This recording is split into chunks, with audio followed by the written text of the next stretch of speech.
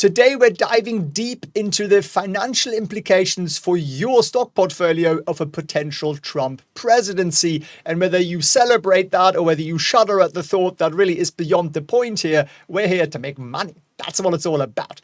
So with the election around the corner, it's crucial to understand how the stock market will react and which sectors could see significant growth so you and I can benefit. But before we dive in, I have an exciting thing coming up for you. We're up over 50% on our trading portfolio, me and Winston. And July, we're already up another 10%. And if you want to know how we do it, well, we're hosting exclusive live training where Winston and I will share our 3-step strategy that's helped us achieve these returns and more for the last 2 years. And how we do that in like 2 or 3 hours a week because it's almost fully automated. But hurry, there are only 200 free tickets left. Our webinar software has a 500 people limit. So we have over 300 signups already as I'm recording this, probably a little more while you're watching this. So go head over to felixfriends.org/webinar and grab yourself a spot and learn how you can potentially boost your investment returns like we are. But let's start with number 5 on our list here.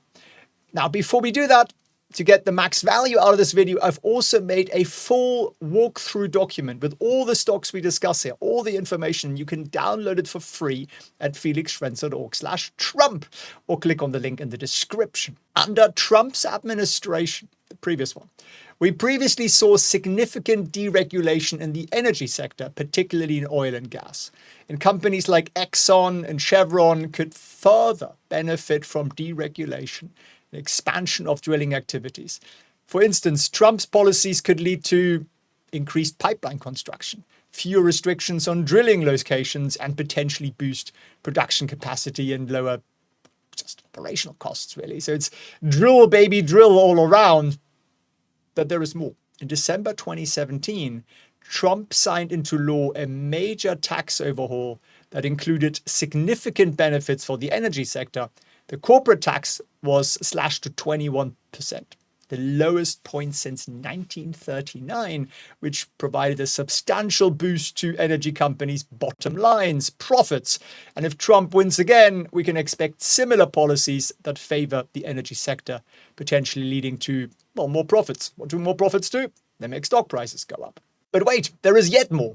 The 2017 tax cuts also doubled the child tax credit and increased the standard deduction, putting more money in consumers' pockets. This, in turn, could lead to higher energy consumption, further benefiting companies like ExxonMobil and Chevron. Imagine the ripple effect of these policies on your portfolio. Moving on to number 4 here. Financial institutions could thrive under Trump due to his favorable stance on reducing regulations that currently govern the sector. Banks like JP Morgan Chase and Goldman Sachs might see reduced costs and higher profitability as a result of lower regulation. Historically, the Trump administration has advocated for scaling back measures like the Dodd-Frank Act, which could mean significant operational freedom and cost saving for these financial giants. Be lovely, won't it? All those guys be taking more risk because they know it's underwritten by the government anyway. Taxpayer always pays in the end. But in the 2017 tax law, not everybody got a cut, but the financial sector saw significant benefits. Lower corporate tax rates, increased deductions for businesses meant higher net profits for banks. And if Trump is re-elected, we can again expect a continuation of these policies, which could lead to further growth in the financial sector. But here's the kicker. Trump's approach to taxes is to try to lower them even further. Extending the 2017 tax cuts would cost the government up to $4 trillion over the next decade, but it could also mean more money in the pockets of consumers and businesses, driving economic growth and boosting the financial sector. At number 3, my best banker impression here. At number 3, we have the tech and defense sectors and companies involved in cybersecurity and defense, such as Lockheed Martin, Northrop Grumman are likely to benefit from increased defense spending and a focus on national security. These firms could see an uptick in government contracts, especially in technology and defense systems, which are pivotal to Trump's national security strategy. During Trump's first term, defense spending saw a significant increase with a focus on modernizing the military and enhancing cybersecurity measures. This trend is likely to continue if Trump wins again, providing a stream of revenue for defense contractors and cybersecurity firms. I would also add to the list Palantir because I think Trump appreciates the need to speed up defense spending from building and buying old sort of weapon systems to actually winning the AI war and being the leader in that. But there is more to the story. Trump's administration previously allocated significant resources to border security. Build that wall! And this trend is expected to continue. So companies that provide tech and equipment for border enforcements are likely to see increased demand and revenue growth. Number 2 is all about infrastructure. Infrastructure could see a significant boost with Trump in office. His promises to rebuild America's infrastructure could lead to increased demand for materials and construction services.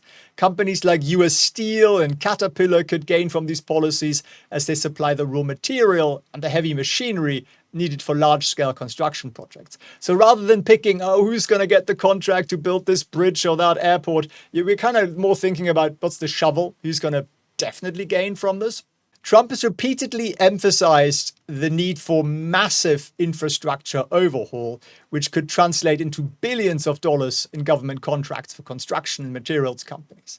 And as a foreigner who visits the US and loves the US, honestly, like when I land in a US airport, I think I'm in the third world. And that's because I spend most of my year in Asia, where all the infrastructure is new. It was mostly built in the last 20 years. So the difference is vast. Europe, by the way, is very much the same thing. It's also the third world when it comes to infrastructure. So I actually think a massive, massive spending bill on infrastructure is probably the one thing that would actually pay off. Most government expenditure is a complete and colossal waste of money, but infrastructure would probably benefit.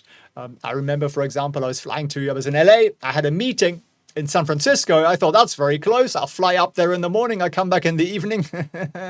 I didn't realize your planes don't leave on time or anywhere near on time, or that there is a bizarre queue of people who missed the previous 3 flights. Okay, thankfully I fly first or business, so I got onto the next flight, but I still got there really late, and I still missed 2 of the meetings that I intended to set up. And you know what that does? It creates cost. It creates costs for business, and having better infrastructure, better airports, better trains, better roads, better bridges will actually create some real economic growth there. So it's probably the one part I'm most excited about, because it'll be more fun to travel in your lovely country.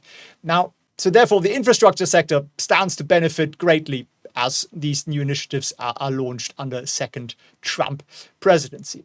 But here's the twist. Infrastructure spending isn't just about roads and bridges. It's also about airports, as I just mentioned, but also broadband access, upgrading water systems. There's a wide range of companies that could actually benefit from construction firms to tech companies involved in infrastructure projects. And finally, at number 1, with Trump's focus on border security, companies like Axon Enterprise, which provides advanced security tech, could see substantial growth. Increased funding for border security could lead to more contracts for high-tech surveillance and security equipment, directly benefiting these firms. Trump previously allocated significant resources to border security, and this trend is expected to continue. So companies that provide tech and equipment for border enforcement are likely to see increased demand and revenue growth. But wait, there is more. Trump's focus on border security isn't just about physical barriers, it's also about enhancing tech and surveillance capabilities. This means companies involved in developing drones, sensors, and other high-tech security solutions could see significant growth. There you have it, a comprehensive look at the top 5 stocks and sectors to watch out for. And you're thinking, but which stocks, Felix? Well, download the document. We've actually broken it down into ETFs and into stocks, felixfrenzel.com/Trump. And I think each of these sectors not only aligns with Trump's policy, but also shows potential for some real financial growth based on past performance and projected trends. And remember, before you sign up for our live trading training, learn how we made 50% plus so far on our trading portfolio this year, over 100% last year and the year before, return on capital employed. And I'll teach you that in like 90 minutes. You want to learn that. You want to learn the full automations, how we know what trade to set up and when, how to fully automate profit taking and risk management. That's really what it's all about. So head over to felixfriends.org/webinar, grab yourself one of the last 200 seats available and learn. That's what this is really all about. You may, of course, also abuse the various buttons in front of you. And I love you for watching. I love you for joining. See you on the next one. Tesla just dropped a bombshell that has Wall Street scrambling. Wall Street shares are up over 20% for the past 5 days. It's worth letting people know, hey, stock's still going up. And I'm wondering, but it's not about their cars. It's about something far bigger that could reshape the entire company